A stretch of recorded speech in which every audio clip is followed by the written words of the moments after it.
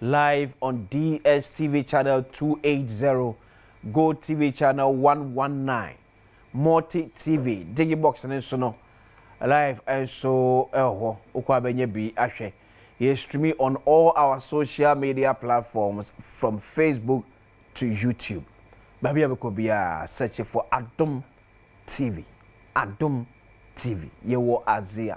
Oye. Smaka just say ene on komo kese bi e babedi. Ene the Aklibobo family. Ebedi enkomo. And then he share how they will to sail through the storms of life and get into baby or way. Say and then tinem komono deep pa say one join be on bedwamua wa ha ho. Baby do say ye hodru. No say ye hodru nipa de. Smart catch to bro ye yakodi bebre na de agumu. Ya num bebre so na de agum. And then you boys at the final one be good form. They say yeah the year 2024 no crack. But Mr. Odidi na wonom ni nyina no na wo senso yo ho adru. Ni padwane hiansuo, ni padwane hiaduane, ni padwane nso hiansa. But also yo ho adru. Sane be ya sabio unkodidi nwie nkofa yade nkoto abusuafo so. Ye nyare enko hospital beboka achensa. Enyare enko hospital na beboka achensa. Yo ho adru. Etu ko hospital na akwa hwese ohu adru na aye no asuso opom dimu akwa akosisai. Gana hade wona ye bidru ne do so pa. Na so wona Nyankopon aso wondaye afa wo free wondayem ede wo pie kwa ebrentu ma kire mu nua ne haban ye de saya de ya wodo bia no ba akopɛ Medimafo Herbal Center. Dr. Bokore Nyame Adom ko afisha paso afin komisan ho Medimafo te say Nyame Adom Medimafo ye boko na sade odi kan no bosumi we mu nyina Medimafo Herbal Hospital ya nkwa ahomegiem okay esanse na wo se yetime boa ama yaresa mapa etime koso okay enipa dodo na wo ho a obi ho a adwuma wo ye nti no se oba yaresa bia no ya na mpempi no omuntumi ma nti Dr. Time da so ye ne se wo se yetime hwe na wo no ma wo mantumi ama afi mu nyina afi ne kɔ na wie no nso no yetime tena se ye adwuma na wo no ma mo ye adwuma mo ye busy business people ni nyina etumi ba Medimafo Herbal Hospital emfa ho se ye was premium service special consultation ahodo etimi koso na obi biara ono ye busy no otumi ba Medimafo Herbal Hospital no so timi nya akwanya se bosome egba na wie no ono so betimi aba Medimafo Herbal Hospital enti obisa ya Medimafo de ho ye boko pa ayaresa ana ekoso wo Medimafo Herbal Hospital. Okay, so 2025 first day of January enene. Yes. Ya de ni ayade de ye ntunase. Ade de ni e be kona asa but ene nipa twene mutan ya ba ba hia duro na sustain. Yes. Awo dada sitin. Afi yade be ne yesa o Medimafo Herbal Hospital. Meda se na memfa nchia ebiem fa mfiri Medimafo Herbal Hospital. Dr. Time da so da no emfama wahwefo ene watiefo anopa nyina na mensere Onyankopon maburu ho ne nadom emfama obi biara wo hwese yare bia ati ni padua no so no afi 2025 Dr. Time da so aye Medimafo Herbal Hospital say won fa sa yare no emfa enwura afinum ebra first quarter no eba wie no onfa enwuram na afi wei ne obusa ene se nyame aya adom ama ayarasa tumi ama ne nsaso a Dr. Time da so nenam so mani pa nyina enya ayarasa no obia enya na yarasa e Medimafo Herbal Hospital na afi wei no obi ho se HIV muawa e wo ne system no wakwa check na o se HIV muawa e wo system no ma anopai ne meka kiro nyina nsa Dr. Time da so wo ba bepie mo Medimafo Herbal Hospital e kuma se abua kwa atwemago akra ipoko ase mayira na ne yatie no sam abra Dr. de bosumi makoma mienu ade ato so no Nyankopon twadi ampa da romanti yare no HIV muawa na e wo nipadua wo system no e be free nipadua no e die enti na meka na sa ne enti meka na sa nyina nse meni aba ma hwan ene ye ka e obroni na se nipa na ye ka na se car no ho to baabi ana se car no ɛho atochema ɛya na yɛ hwan na ɛyɛ sɛ nipa koro na ɛyɛ obroni na ɛyɛ ana se nipa na yɛ car no ho adwuma ɛma car ne sɛ esi ne dadam esi ne nan so wan ne bo nipa no nipadua no ɛyɛ onyankopɔn twɛde ampo ne bo nipadua no ano nti anopa me na okasa ka kyerɛ sɛ onyame ne bo nipadua no enti sɛ nipadua no kwa baabi tochema ɛyɛ onyankopɔn ono nkuto ɛna wɔso yɛ akwa no ho adwuma na wo nipa da sɛne nso no otimi nya apomden enti so obi ka kyerɛ sɛ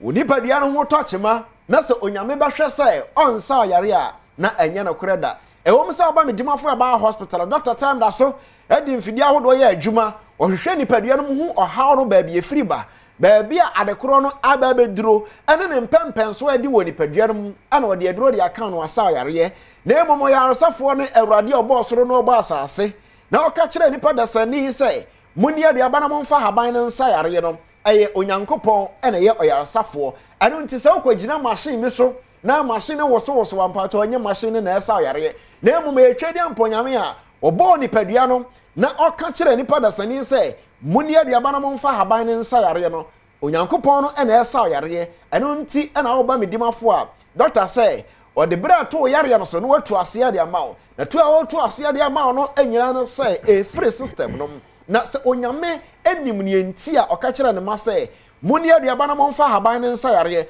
ɛsan sɛ no onim sɛ bra wo nipa wo kwakɔdi die no na wanom no nyarewa ahodo bɛba nipadua no so na ɔka kyerɛ sɛ yɛmfa haban no mfa nsa yɛ ho yare yɛhwɛ adeɛ bi wɔ ha ɛbra na onyankopɔn bra bɔne baayɛ na Adam ne Eve yɛ bɔne na wɔsɛ ɔmo free adi nturo mu ɔnko di bɔne dua no na ɔmo di bɔne dua no adeɛ baako ne sɛ bɔne dua ɔmo di yɛ no na ne nyina no sɛ saa bɔne dua na ɔmo di yɛ no na nka nkwadua wɔ hɔ a na nka onipa betumi adi saa nkwadua no na nka atumi anya ayaresa nanso sɛ wantumi ahunu nkwadua no ɛni nti ɛna onipa anya ayaresa Medimafo Herbal hospital poko aso mayira Kumasi ya bua kwa atwuma go school junction ɛno nti bra Medimafo Herbal hospital doctor de bra na de yɛ adwuma tambia na kasa ayaresa bia ba ko a abepi oman Ghana na ebra obepie oman Ghana no ɔsɛ hiafo esikafo nyina ayare yɛ Medimafo Herbal hospital edi nti na America no saa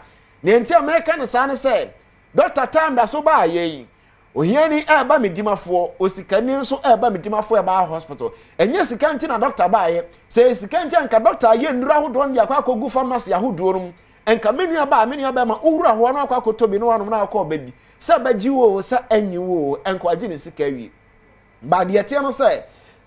yesi onyankopon ebo ni frani a na obɔ ne poma kurafo nso de aka ne ho anu nti na bra onyankopon ka kyerɛ Abraham se onfiri na jafie na onko na obɛyɛ na man nyina agya no ofiri fie no okoi na saa Abraham na okasɛi nyankopɔn aka kyerɛ Dr. Time da so sɛ ɔba bɛyɛ na wiase nyina abibiduro nyina agya na ɛbra ahyɛ ase no nyankopɔn so hyɛ biribi ase a ɔde kɔ awie pa anɔpai ɛna ɛyɛ 2025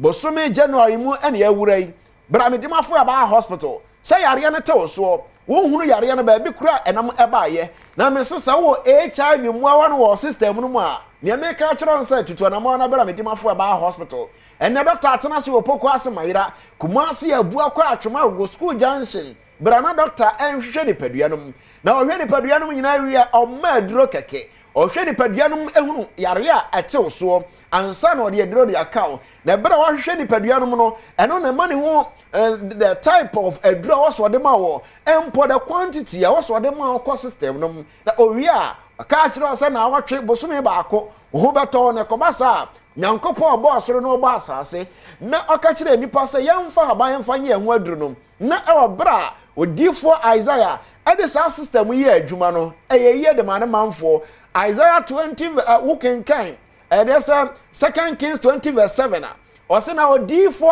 Isaiah ɛtete haban ma ɛde saa ne manfo yare wɔ bra na nyarewa ahodoɔ basa atu atese wɔ ne mɛmu na sɛ odifo ɛtete haban ma de a ɛna na de trɔsam kan bia ayɛ no korɛ sɛ yɛ ni aduaba ne mfa haban na mfa nsa yare bara no pɛ me ka kyerɛ sɛ okɔ obi a wɔtete haban ma okɔ obi a ɔyɛ bibiduro hɔ a ɛwɔ sɛ ohunu nipa a wɔkɔ no ho no sɛ haban kasa a wɔte ana sɛ ɔno nso kasa a haban ne te ɛyɛ Medimafo Herbal hospital Dr. Time so kasa a haban te na haban nso kasa a ɔno nso te ɛno nti na obetumi akyerɛ sɛ ebra wo ma onuaba hodo no se bibi te se dua oyawo afa kaka pempen nufotene ene tweta ne krama akote enua hodo e wawura mu na doctor de aba fie no de sanyarewa hodo entena se enka se me yare no ana de mi bekowo je numbers no na frɛ numbers a frɛ Medimafo Herbal Hospital no 0244 774282 0244 774282 afei 0245 44 95 92 0245 44 95 92 na number ewo mu a ede na eburu number nyina so 0500 727215 0500 727215 Medimafo Herbal Hospital ana no pay ene wadi ahia Dr. Time da so the nation doctor Ghana nyina doctor pani eno no na de atia no sa wo ba Medimafo a doctor ohia ogidie a wo de ba Medimafo Herbal Hospital ohia na montu a wo de eba na wo nya betutu wa na mo beduru Medimafo Herbal Hospital a no kwasam no se onyankopɔ obo ni pedua no na ɔkyerɛ ne yenye no onam Dr. Time da so ade bera de beto yare no so eno nti obi o ha ɔse ne kidney asɛn wako hospital anya kan kyerɛ sɛ o kidney na sɛ wasawa a woni pedua no entimi nya adwuma biem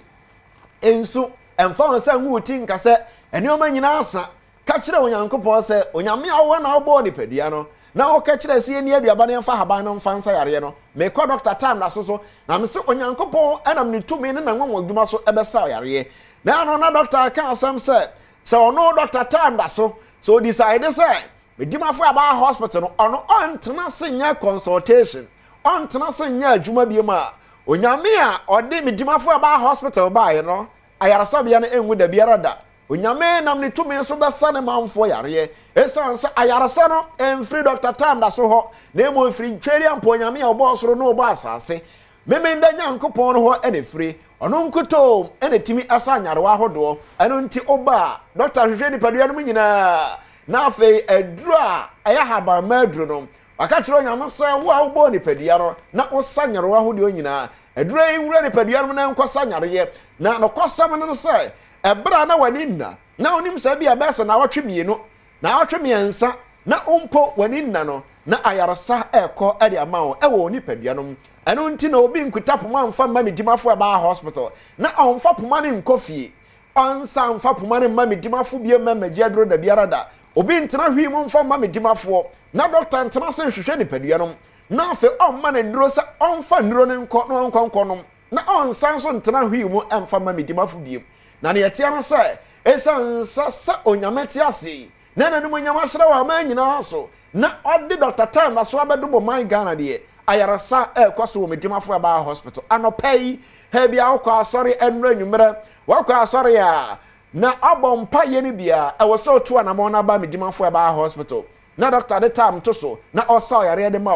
obi o ha oba Medimafo Herbal Hospital obi ba 3 days pera no ho ato no obi beba no na otwe na no ho ato no obi nso beba no bosome na no ho ato no obi betumi aba besa bosome enan ensia ansa na no ho ato no ayarasa enyanro so a de tie no se e wo so okoso no muniro no na ayarasa no ene ogye enam Dr. Time da so ebe wura ni paduarum na atu ase de ama wo entimantena se me ha mentete se wo yare abeso so no eno no entumi nko oba bi wo ho a tambia no eya na meta ka se e maarodo na ana wono maduro omu nyanduro mu monopause omu mfia waso omu bra twa no omu nyanduro ho na enso bra na twa by fault yenti abra na twa no eya na empempi no koko timi de sa ha ne ba eno nti ebra watena se na oyi oba na won se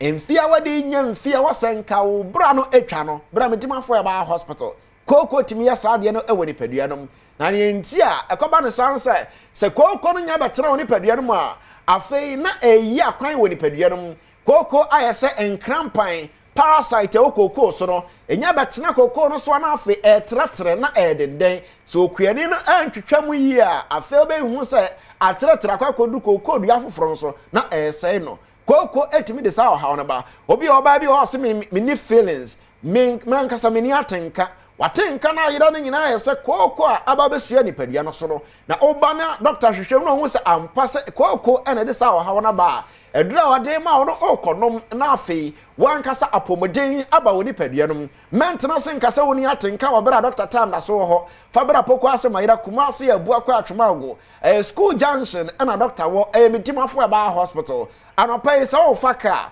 wɔ central region Greater Accra Eastern region voter region nyina yɛba poko ase mayira na onya bedru Madina obenya ka odu La Paz mayira ka hɔ a wode ba poko ase mayira na oba besi o doctor time da so junction onya duru hɔ a obonsa yarasa bia no sikwa ho pɛ na onso atimi aba onya bedru poko ase a sɛ taxi na apɛ o sɛ trotro na apɛ o mpacha o de ba Medimafo ekwa na yɛtwa so kama ɛno nti ɔhaw bia anim Kumasi abua kwa atwoma agonso na wo ba mpacha ne yansa obenya faka sɛ oba besi o sofolai ana sɛ oba besi o abua kwanom eno uduru hɔ a na afempo nso no wa pɛsɛ okɔ atwoma agogo na atwoma agogo no nya beduru opɛ obonsa ampa ayarasa onyankopɔn nam doctor time da so ɛsa owiase nyina ne Ghanafoɔ nyina no ɛnya Ghanafoɔ nkwa na doctor ɛsɛ ɔmo yareyɛ amanfo free US aba Ghana ɛbɛsɛ ɔmo yareyɛ saa nso na amanfo free Ivory Coast atena kaa mu ɛfa buses ahodo VIP buses bi ɛdeba ebi free Togo ɛba Beninfo ɛba Ghana ote ha sei ama yareyɛ ɛdokoro obi a wontumi mma yɛ obi a wawo na mpempi na asɛm yɛ asɛm aya na doctor ka sɛ obi a wawo na ntumi mma Medimafo yɛ na nipa pii no busa sɛ ɛde nti na obi a wawo ntumi mma ade ba akono sɛ obi a wawo no mentam no mfane ntoka mu mfane mma Medimafo Herbal hospital sɛ doctor ensa nipa no yareyɛ ɛhɔ o doctor enyi so anointing oil bibido na doctor yɛ adwuma na sɛ onyankopɔn agye okra afiri won nsam a doctor de ontumi nya ho hwe biem na emom no sɛ okra no timini padua no na body no ana ayɛ mmerɛ body no ana entumi ensɔre a no kwasam no sɛ onyame obɔ ni padua no ono ana be ni padua no ho adwuma ɛno nti fa bra Medimafo Herbal hospital bi wasemi ne obi a ɔde me ba